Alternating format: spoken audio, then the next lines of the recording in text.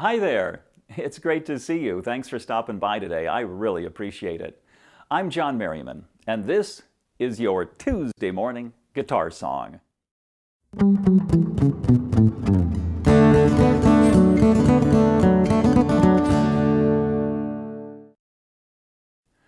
Something that's always tickled my imagination and my curiosity is musical superstars who were school teachers before they became famous.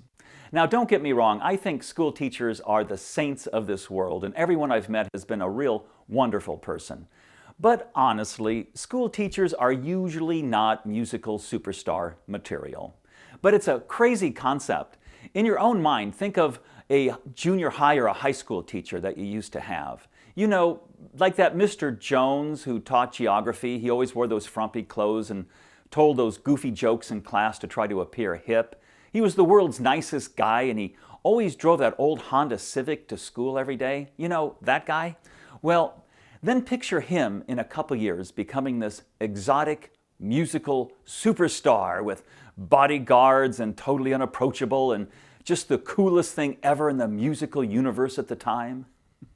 It's a crazy concept, but things like this have actually happened. Maybe not quite this extreme, but there's been some pretty crazy incidences of this out there. Like Gene Simmons, the bass player with Kiss, you know, the big boots and the makeup and everything. He taught 6th grade in Harlem before he became famous. And I think they should life study his ex-students just to see what's going on there. But there's been other examples, like singer Sheryl Crow. She was a public school teacher in Missouri before she became famous. Sting, the bass player with the Police, who's now a great solo artist, he taught secondary school in England before he became famous. But the musical superstar who I wish I had as a teacher, who I think would be just the coolest thing in the world, is today's artist, Roberta Flack. She taught English and music in the public Washington, D.C. school system for 7 years before she ever recorded a note of music. Well, how does this happen? Well, let's go back to the start. Roberta was born in North Carolina in 1940, and then she moved with her family to Washington, D.C. when she was 5 years old. She was born and bred into music. Her father was a jazz piano stylist, and he had a day job as a draftsman in D.C.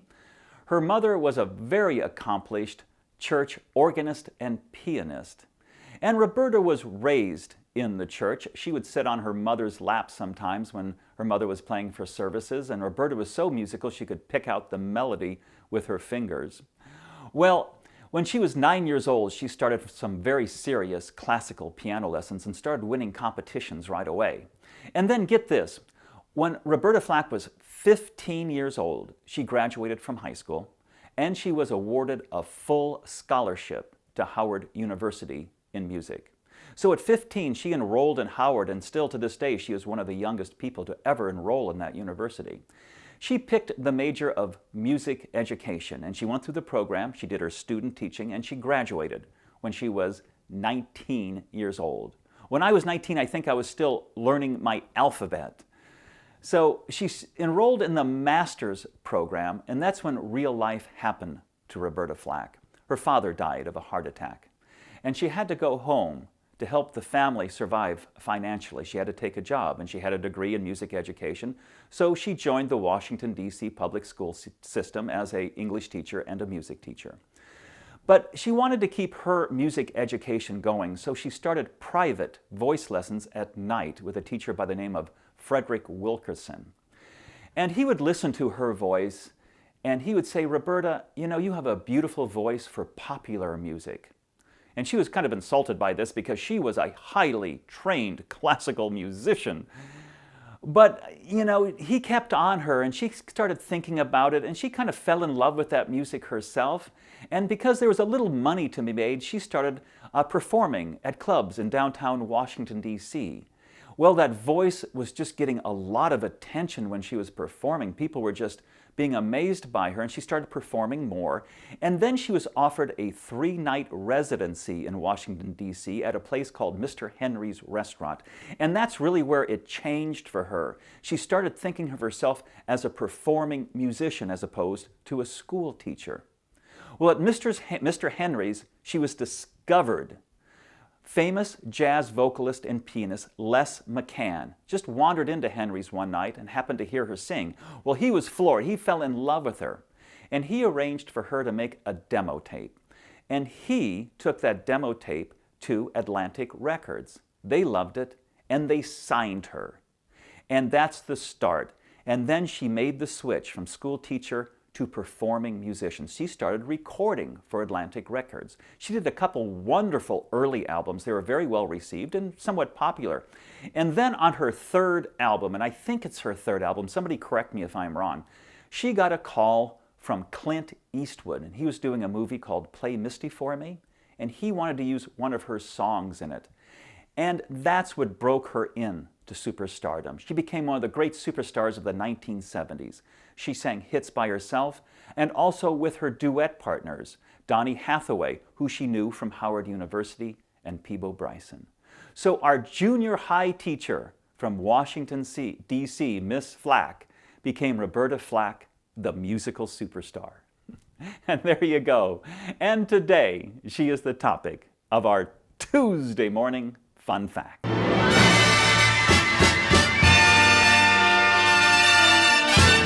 Here's your Tuesday morning fun fact. This is a story about how important it is to listen to music in vehicles, whether they're cars or planes. So, there's a folk singer by the name of Lori Lieberman, and one night she goes to a concert put on by another folk singer, Don McLean, who's performing. She had never heard of him. She went with a friend. Now, she is so profoundly moved and touched by his music that after the concert is over, she can't leave. She has to sit there for like 10 minutes and calm down. So she takes out a napkin and writes out a poem about how profoundly affected she was by the music of Don McLean.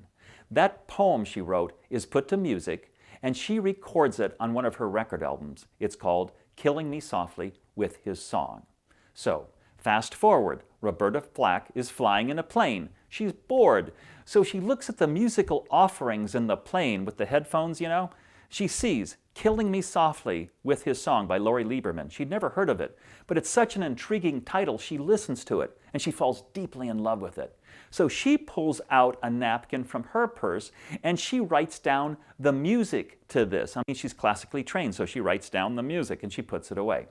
Fast forward, she's still at the beginning of her career, and she is opening for Marvin Gaye at the Greek Theater in Los Angeles. She does her set. She does an encore. The crowd is going wild. They want more. Marvin Gaye from the wings goes, "Go ahead, do another encore." Well, Roberta doesn't have another encore. She doesn't have any more songs. She's done them all. So she pulls out this song that she heard on the airplane, and she sings it.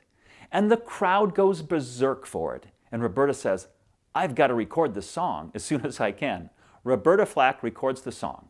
Fast forward, Lori Lieberman is driving in her car down a freeway in Los Angeles and hears this song come on the radio. She is so profoundly affected and moved by it, she has to pull the car over. She has to pace around the car for 10 minutes to calm down. The song had made its complete circle from Lori through Roberta and back to Lori again. And none of this would have happened if nobody listened to music in vehicles. And there you go. There's your Tuesday morning fun fact. Let's go back to 1972 from the movie Play Misty for Me. Please don't go away. I'll be right back.